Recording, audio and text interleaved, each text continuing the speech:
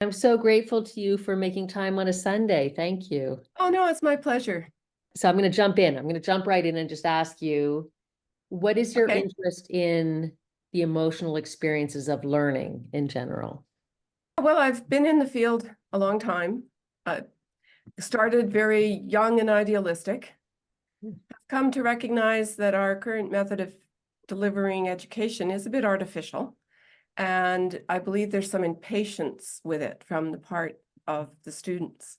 And so I think it's really important that we open our minds to recognizing the bigger picture, and the emotional involvement in your education is part of that. You can tell people, you have to take this because it's a credit you have to get. And if they're thinking, oh, okay, well, yeah, you've got that course and you got to offer it because you got a teacher who teaches it and is a union agreement or something, or somebody higher up the chain has decided on a reason for why I have to have this breadth course or why I've got to do this prerequisite that has nothing to do with me and I don't consent to, but I got to do it because you said so. There's an emotional resistance that I think degrades the quality of education.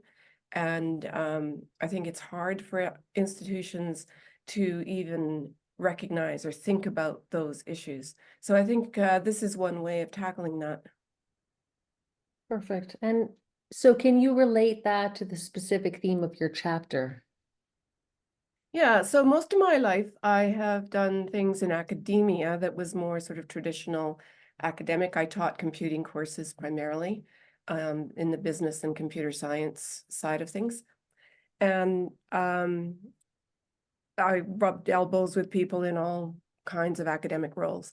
So that's what I'm used to. When I came into my retirement job here at the Continuing Studies Department of UNBC, I learned a new appreciation for courses that students want to get in order to further their careers, and they want to do it with the least obstruction or difficulty and timing and money possible, but they still need to learn actual stuff because they are potentially going to be going out and doing occupational health and safety. For example, they have to know how to perform in that role in that industry. So I worked originally on the one that was native to UNBC here, which is a very popular and serviceable course for the mechanics, but it is not very, it's very amenable to typical kind of tests and typical kind of competency-based, do you understand the jurisdictions of who regulates what and what does this act regulate and what is this sort of organization within an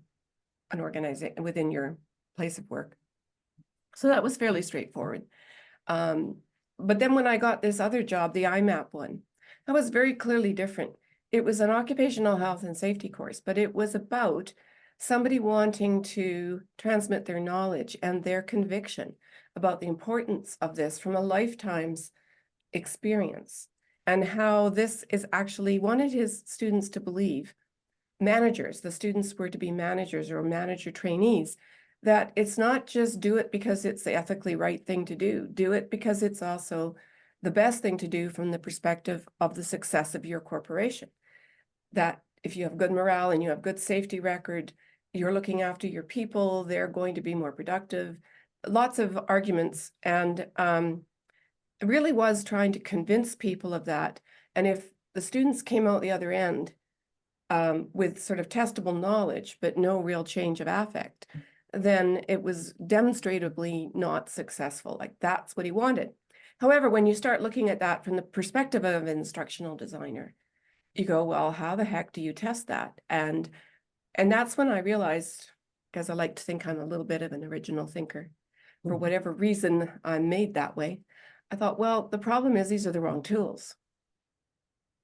We're not doing competency testing for whether or not you can show up in the job in 3 months and have the basics under your belt, know facts. We're doing it from the point of view, can we influence this person for the entirety of their career? And that's very different and shouldn't use the same tools. You're kind of shaking me right now. I'm having that moment of my entire career. Have I ever really stood back and thought about that? Probably not nearly as much as I should have, but I love that way of looking at things.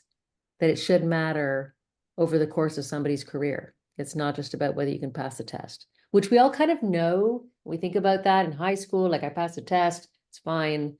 But in the longer term, in our careers, when we're responsible for so much within the scope of our organization and our teams that we're working with and outcomes from that, that we should really care about over the longer term how people are behaving and acting and feeling. It just Yes, changes. and how do you then you have the challenge of, because we're a data-driven world, which I appreciate because I am a scientific-minded person, but how do you bring measurement tools to bear on that have any common sense at all? When you have to rethink it entirely, and you don't just use the same competency-based tests, because you don't, even if you get somebody to tell you that the reason I should do OHS in my organization as a manager is because it will make my company more productive. If they don't believe it, then they're going to go and cut budgets to improve the bottom line that winds up with people dying in mines, and you haven't succeeded. So really the whole question of how do you evaluate has to be entirely different. The whole question of how do you construct assignments has to be entirely different. Our conversations have been really interesting for me too, because I think I focus more on the design of experiences because that's what I'm hired to do. And nobody worries so much about the assessment at the end of the day.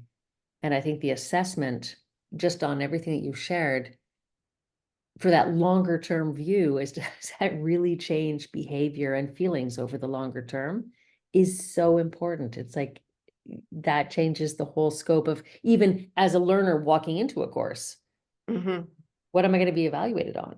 What is it they care about? Do they care about me just like checking the boxes tomorrow that I passed the test?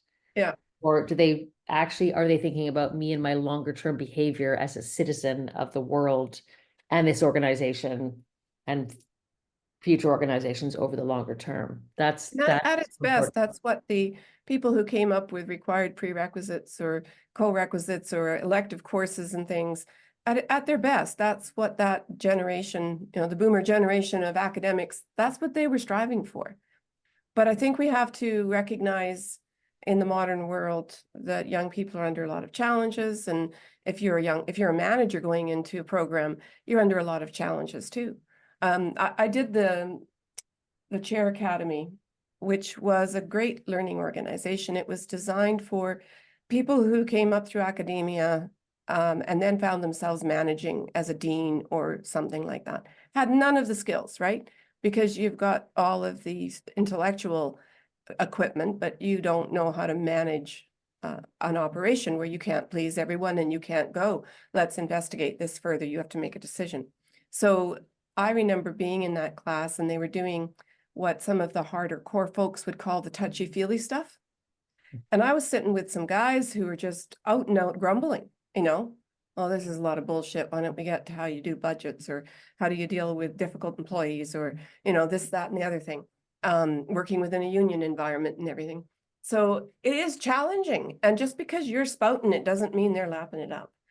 And that's the challenge with effective change. You have to be tolerant almost of, you have to perhaps find a way of measuring exposure to better or new ideas or making a case, but not demand compliance, that you get the right answer on the final exam, because that's not the point. The course succeeds whether you move someone 10% in your direction or 50%, or, it's just a whole different metric. And I'm afraid that human beings so often, once they find a tool that is useful, they want to apply it to everything. Yeah. Experience that too. So I'm going to use that as a bit of a step bridge towards practical applications. So what you shared in your chapter was incredibly interesting, and it spoke to me a lot as a designer, for sure. And what would you say might be some of the lessons that somebody could take from the chapter that you shared to apply in their day-to-day jobs?